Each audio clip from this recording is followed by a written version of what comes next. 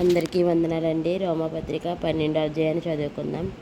కాబట్టి సహోదరులారా, పరిశుద్ధమును దేవునికి అనుకూలమైన సజీవ యాగముగా మీ శరీరములను ఆయనకు సమర్పించుకొనుడని దేవుని వాత్సల్యమును బట్టి మిమ్మల్ని బతిమాలుకొనుచున్నాను. ఇట్టి సేవ మీకు యుక్తమైనది.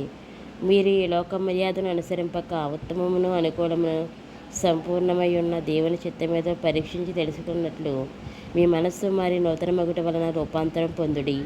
తన్ను తాను ఎంచుకొనదగిన దానికంటే ఎక్కువగా ఎంచుకొనక, దేవుడు ఒక్కొక్కనికి విభజించి ఇచ్చిన విశ్వాస పరిమాణ ప్రకారము తాను స్వస్థబుద్ధి గలవారొకటికై తగిన రీతిగా తన్ను ఎంచుకొనవలనని నాకు అనుగ్రహింపబడిన కృపను బట్టి మీలోనున్న ప్రతివానితోనూ చెప్పుచున్నాను.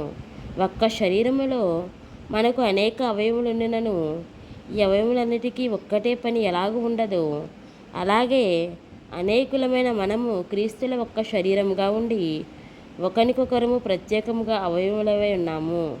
మనకు అనుగ్రహింపబడిన కృప చొప్పున వేర్వేరు కృపావరములు కలిగిన వారమై ఉన్నాము గనుక, ప్రవచన వరమైతే విశ్వాస పరిమాణము చొప్పున ప్రవచింతుము, పరిచర్య అయితే పరిచర్యలోను, బోధించువాడైతే బోధించుటలోను, హెచ్చరించువాడైతే హెచ్చరించుటలోను పని కలిగి ఉందుము.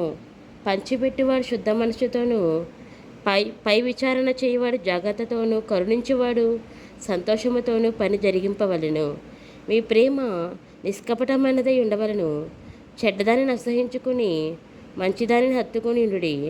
సహోదర ప్రేమ విషయంలో ఒకనియందొకడు అనురాగము గలవారై ఘనత విషయంలో ఒకరినొకడు గొప్పగా ఎంచుకుడి.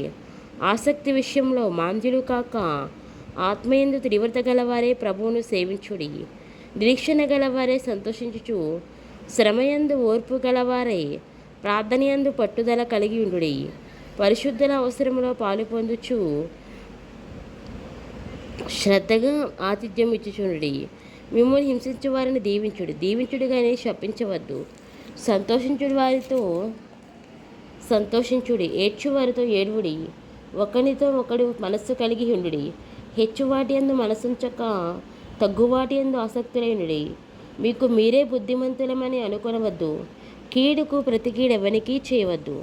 మనుషులందరి దృష్టికి యోగ్యమైన వాటిని గురించి ఆలోచన కలిగి ఉండి, శక్యమైతే మీ చేతనంత మట్టుకు సమస్త మనుషులతో సమాధానముగా ఉండుడి.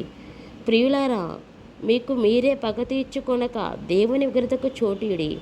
పగ తీర్చుట నా పని, నేనే ప్రతిఫలమిత్తును అని ప్రభువు చెప్పుచున్నాడని వ్రాయబడి ఉన్నది.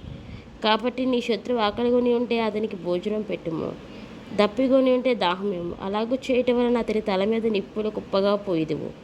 కీడు వలన జయింపబడక మేలు చేత కీడును జయించుము. ఆమెన్. దేవుడు తన పరిశుద్ధమైన వాక్యం దీవించి ఆశీర్వదించును గాక. ఆమెన్. ప్రార్థన చేసుకుందామండి. పరిశుద్ధమైన యేసయ్య, సర్వాధికారమైన తండ్రి, సర్వాంతర్యామైన యేసయ్య, ఈ యొక్క వాక్యం ప్రభా మా హృదయం ఫలించడానికి సహాయం చేయతండి. నాయన యేసయ్య, ఎవరైనా మాకు అపకారం చేసినప్పుడు ప్రభా వారిని క్షమించే మనసును మాకు ఇవ్వండి ప్రభా. మేము వారిని క్షమిస్తే ప్రభా, పరలోకమందున మీరు కూడా మా అపరాధాలు క్షమిస్తారు కదా ప్రభా. అటు రీతిగా ధన్యకరమైన జీవితాన్ని మీరు మా ఎల్లరికీ దయచేయండి. ఈ వాక్యాన్ని బిడ్డలందరినీ దీవించండి, వారి కుటుంబాలను దీవించండి, వారి అంతరంగ కోరికలను బహిరంగ కోరికలను తీర్చండి. వారికి ఏం కొదువుగా ఉండి నీ మందిరంలో కావాలని నీ ఎదుట ప్రార్థన చేసుకొని అడుగుతున్నారో కోరు వాటెల్లటను దయచేసి నడిపించండి. దేవా నాయన యేసయ్య, నీవు వచ్చేంతవరకు నమ్మకం కలిగి ఉండేవారిగా ఉండడానికి సాయం చేయమని యేసు నామములో వేడుకున్నాం తండ్రి. ఆమెన్.